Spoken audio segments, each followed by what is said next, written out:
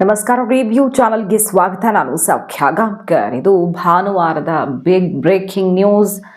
ಊಹಿಸೋದಕ್ಕೂ ಸಾಧ್ಯವಿಲ್ಲದಂಥ ಹೆಚ್ಚಂದರೆ ನೀವು ಕರ್ನಾಟಕ ಕಾಂಗ್ರೆಸ್ಸಲ್ಲಿ ಆಗ್ತಿರೋ ಡೆವಲಪ್ಮೆಂಟನ್ನು ಏನಂತ ಅಂದ್ಕೊಳ್ತಿದ್ದೀರಿ? ಸರ್ಕಾರ ಶೇಕ್ ಆಗಬಹುದು, ಡಿ ಕೆ ಶಿವಕುಮಾರ್ ಅವರು CM ಆಗೋ ತನಕ ಹಠ ಬಿಡದೆ ಹೈಕಮಾಂಡ್ಗೆ ಶಾಸಕರನ್ನೇ ಕರ್ಕೊಂಡು ಹೋಗಿ ಹೆಡ್ ಕೌಂಟ್ ತೋರಿಸಿ ಎಚ್ಚರಿಕೆ ಕೊಡಬಹುದು, ಏನೋ ಒಂದು ನಿರ್ಧಾರ ಆಗುತ್ತೆ ಇನ್ನೆರಡು ದಿನಗಳಲ್ಲಿ ಅಂತ ಯೋಚಿಸ್ತಾ ಇದ್ದರೆ, ಯಾರೂ ಊಹಿಸೋದಕ್ಕೆ ಸಾಧ್ಯವಾಗದ ಒಂದು ಫಾರ್ಮುಲಾ ರೆಡಿ ಆಗ್ತಿದೆಯಾ ಕರ್ನಾಟಕ ಪಾಲಿಟಿಕ್ಸಲ್ಲಿ. ಇದು ಅಲ್ಲೋಲ ಕಲ್ಲೋಲ ಸೃಷ್ಟಿ ಮಾಡುವಂಥ, ದಿಕ್ಕು ದೆಸೆಯನ್ನೇ ಬದಲಿಸುವಂಥ ಸುದ್ದಿ ಈಗ ರಾಜಕೀಯ ವಲಯದಲ್ಲಿ ಸದ್ದು ಮಾಡ್ತಿರೋದು. ಸಿಗ್ತಿರೋ ಹಿಂಟ್ ಏನು? ಹಾಗಾದರೆ ಆರಂಭದಲ್ಲೇ ಹೇಳಿದ ಹಾಗೆ ರಿಪೀಟ್ ಮಾಡ್ತಿದ್ದೀನಿ, ಇದನ್ನು ಸ್ವಲ್ಪ ಅರಗಿಸ್ಕೊಳ್ಳೋದು ಕಷ್ಟ, ಅಂಥದ್ದೊಂದು ಸುದ್ದಿ ಇದು. ಡೀಟೇಲ್ ಇರ್ತಾ ಹೋಗ್ತೀವಿ, ಮಿಸ್ ಮಾಡಿದೆ ನಮ್ಮ ಚಾನಲ್ನ ಸಬ್ಸ್ಕ್ರೈಬ್ ಮಾಡಿ, ನಿಮ್ಮ ಅಭಿಪ್ರಾಯ ಕಮೆಂಟ್ ಮಾಡಿ ತಿಳಿಸಿ. ಎಸ್ ವೀಕ್ಷಕರೇ, ಇದು ಈ ಕ್ಷಣಕ್ಕೆ ತುಂಬ ಎಳಸು, ಟೂ ಅರ್ಲಿ, ಇದೆಲ್ಲ ಆಗೋದಾ ಅಂತ ಅನಿಸಿದ್ರೂ ಕೂಡ ಸ್ವಲ್ಪ ಅಂಥ ಒಂದು ಬೆಳವಣಿಗೆ ಆಗ್ತಿರುವ ಹಿಂಟ್ ಸಿಗ್ತಿದೆ. ನೋಡೋಣ, ರಾಜಕೀಯದಲ್ಲಿ ಕೆಲವು ಮೀಟಿಂಗ್ಗಳಾದವು ಅಥವಾ ಬೆಳವಣಿಗೆ ಆಗ್ತಿದೆ ಅಂದ ಮಾತ್ರಕ್ಕೆ ಅದೇ ಫೈನಲ್ಲು ಅದೇ ರಿಸಲ್ಟ್ ಬರುತ್ತೆ ಅಂತ ಹೇಳೋಕ್ಕಾಗಲ್ಲ. ಆದರೆ ಅದನ್ನು ತಳ್ಳು ಹಾಕೋಕ್ಕೂ ಆಗಲ್ಲ. ರಾಜಕಾರಣ ಕರ್ನಾಟಕದಲ್ಲಿ ಅಂತಲ್ಲ, ಓವರಾಲ್ ಎಲ್ಲೇ ನೋಡೋದಕ್ಕೆ ಹೋದರೂ ಅದು ಯಾರೂ ಊಹಿಸದ ರೀತಿಯಲ್ಲಿ ನಡೆಯುತ್ತೆ. ಶತ್ರುಗಳೂ ಅಲ್ಲ, ಮಿತ್ರರೂ ಅಲ್ಲ ರಾಜಕಾರಣದಲ್ಲಿ ಅನ್ನೋ ಮಾತು ಯಾವತ್ತಿಗೂ ಕೂಡ ವಾಸ್ತವ ರಾಜಕಾರಣದಲ್ಲಿ ಅಲ್ವಾ. ಈಗ ಬರೋಣ ವಿಷಯಕ್ಕೆ. ಈಗ ಒಂದು ಕಡೆ ಡಿ ಕೆ ಸುರೇಶ್ ಅವರು ಯಶಸ್ಸು ಒಂದು ಪ್ರಯಾಣ, ಗಮ್ಯಸ್ಥಾನವಲ್ಲ ಅಂತ ಹಾಕಿದ್ದಾರೆ. ಸೊ ಪ್ರಯಾಣಕ್ಕೆ ಸಜ್ಜಾಗಿದೆ ಬ್ರದರ್ಸ್ ಗಾಡಿ ಅನ್ನೋ ರೀತಿಯಲ್ಲಿ ಒಂದು ಮೆಸೇಜ್ ಸಿಕ್ಕಿದೆಯಲ್ವಾ, ಆ ರಿಪೋರ್ಟ್ ನೋಡಿದ್ದೀವಿ. ಈ ಕಡೆ ಏನಾಗ್ತಿದೆ, ಕಮಲದ ಮನೆಯಲ್ಲಿ, ದಳ ಮನೆಯಲ್ಲಿ ಏನಾಗ್ತಿದೆ ಅನ್ನೋದನ್ನು ನೋಡಬೇಕು. BJP ಮತ್ತು JDSನ ಒಳಗಡೆ ಈಗ ದೊಡ್ಡ ಮಟ್ಟದ ಬೆಳವಣಿಗೆ ಶುರುವಾಗೇ ಬಿಡ್ತಾ. ಒಂದು ಕಡೆ ಗೋವಾ CM ಪ್ರಮೋದ್ ಸಾವಂತ್ ಅವರಿಂದ ಕಾಲ್ ಬರ್ತಿದೆ. ಯಾರು ಸಿಡಿದೆದ್ದಿದ್ದಾರೋ ಅವ್ರಿಗೆ ಸಂಬಂಧಪಟ್ಟವ್ರಿಗೇನೋ ಸುದ್ದಿ. ದೇವೇಂದ್ರ ಫಡ್ನವೀಸ್ ಅವರು ಅಖಾಡಕ್ಕೆ ಇಳಿದಿದ್ದಾರೆ ಅನ್ನೋ ಸುದ್ದಿ ಕೂಡ ಅಲ್ಲಲ್ಲಿ ಕೇಳಿ ಬರ್ತಿದೆ. ಅದನ್ನು ನೋಡೋಣ. ಅಂದರೆ BJP ಹೈಕಮಾಂಡ್ ಮನಸ್ಸು ಮಾಡಿದೆ, ಏನೋ ಒಂದು ತಯಾರಿ ಬ್ಯಾಕ್ಗ್ರೌಂಡಲ್ಲಿ ನಡೀತಿದೆ. ಅದರ ಅರ್ಥ ನಾಳೆನೇ ಆಗ್ಬಿಡುತ್ತೆ, ನಾಡಿದ್ದು ಆಗ್ಬಿಡುತ್ತೆ ಅಂತಲ್ಲ, ಇನ್ನು 4ರಿಂದ 5 ತಿಂಗಳಾಗಬಹುದು ಇದಾಗಕ್ಕೆ. ಈಗ ಶುರುವಾದರೆ ಡಿ ಕೆ ಶಿವಕುಮಾರ್ ಅವರ ಸಿಟ್ಟು ಸ್ಫೋಟವಾಗಿದೆ. ಹೈಕಮಾಂಡ್ ನಾಯಕರು ಏನೂ ತೀರ್ಮಾನ ತಗೊಳ್ತಿಲ್ಲ. ಕಾಂಗ್ರೆಸ್ ಹೈಕಮಾಂಡ್ ನಾಯಕರು ಮೀಟಿಂಗ್ ಮಾಡಿಕೊಂಡು ಖರ್ಗೆ ಅವರು ಸ್ವಲ್ಪ ತಾಳ್ಮೆಯಿಂದಿರಿ ಅಂತ ಹೇಳಿದ್ದಾರೆ, ಏನೂ ನಿರ್ಧಾರ ತಿಳಿಸಿಲ್ಲ. ಇದರ ನಡುವೆ ಹೈಕಮಾಂಡು ರಾಹುಲ್ ಗಾಂಧಿಯವರು ಬಂದು ಒಂದು ಸ್ವಲ್ಪ ದಿನ ಸಮಾಧಾನ ಮಾಡಿ ಇದೇ ಪರಿಸ್ಥಿತಿ ಮುಂದುವರಿಸ್ಕೊಂಡು ಸ್ವಲ್ಪ ಕಾಯಿರಿ ನಿರ್ಧಾರ ತಗೊಳ್ತೀವಿ ಅಂತ ಹೇಳಿ ಹೋಗಬಹುದು. ಆದರೆ ಒಳಗಿಂದೊಳಗೆ ಈ ಡೆವಲಪ್ಮೆಂಟ್ ನಡೀತಿರುತ್ತೆ.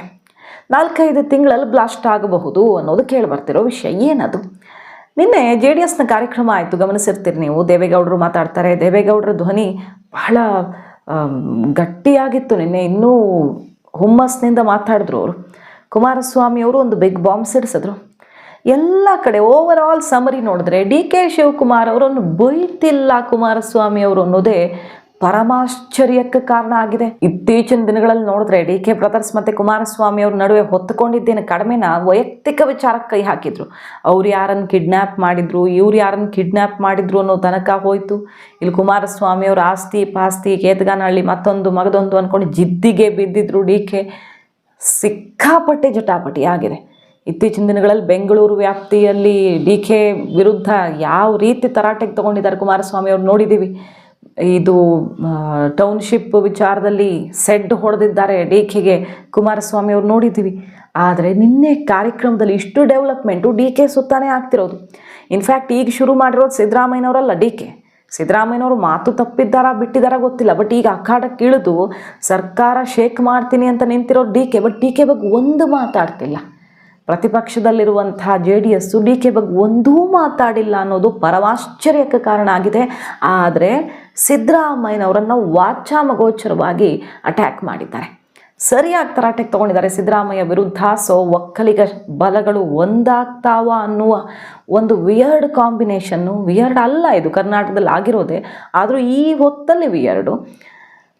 ಅಂಥದ್ದೊಂದು ಅಚ್ಚರಿಯ ಕಾಂಬಿನೇಷನ್ನ ವಾಸನೆ ಬರ್ತಾ ಇದೆ ಯಾಕೋ.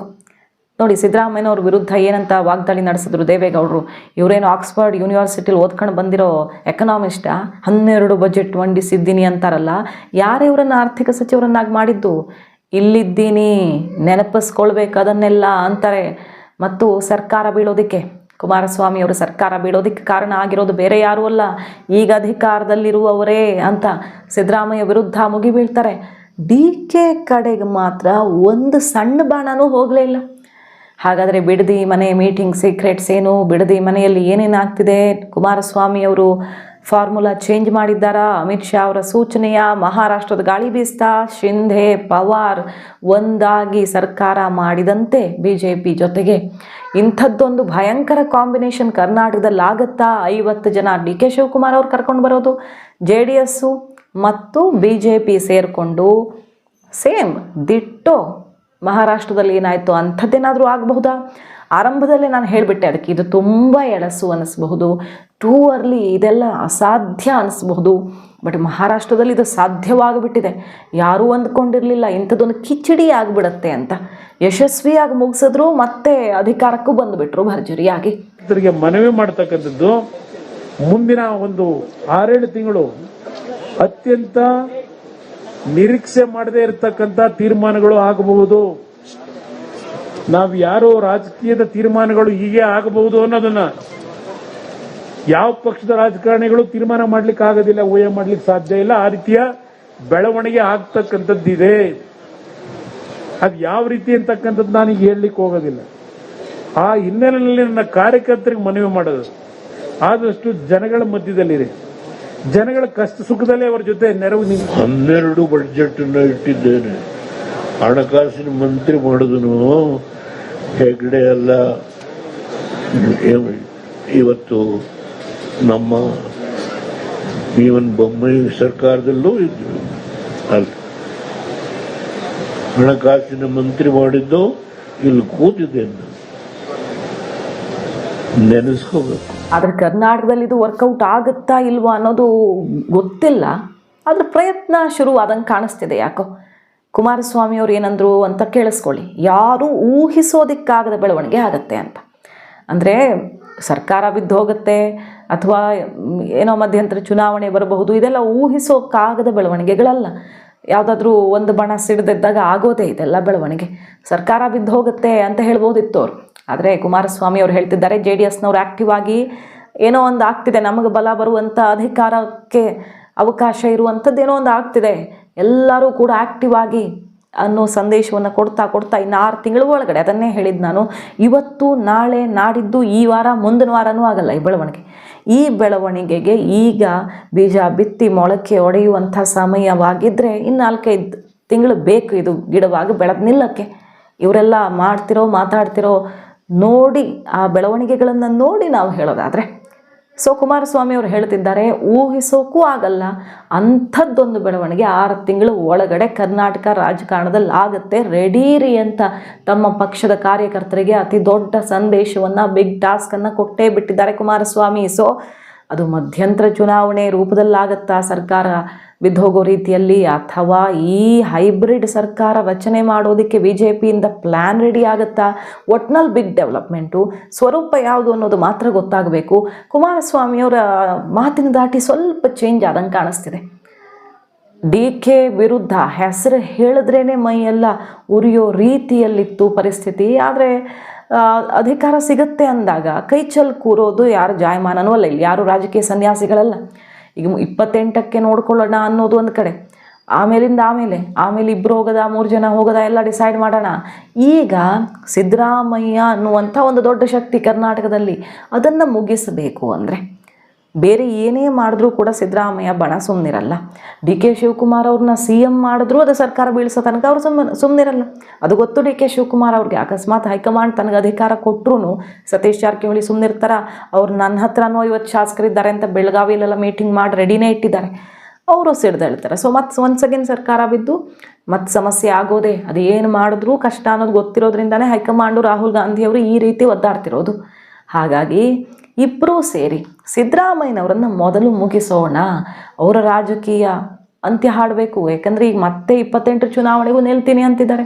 ಸಿದ್ದರಾಮಯ್ಯನವ್ರದ್ದು ಮುಗೀತು ಅಂದ್ಕೊಳ್ಳೋ ಹಾಗಿಲ್ಲ, ಮತ್ತೆ ಅವರು ಎದ್ದು ಬರೋ ತಯಾರಿ ಮಾಡ್ಕೊಳ್ತಿದ್ದಾರೆ. ಅವರು ಬಣ ಬಿಟ್ಟುಕೊಡೋ ಥರ ಕಾಣಿಸ್ತಿಲ್ಲ.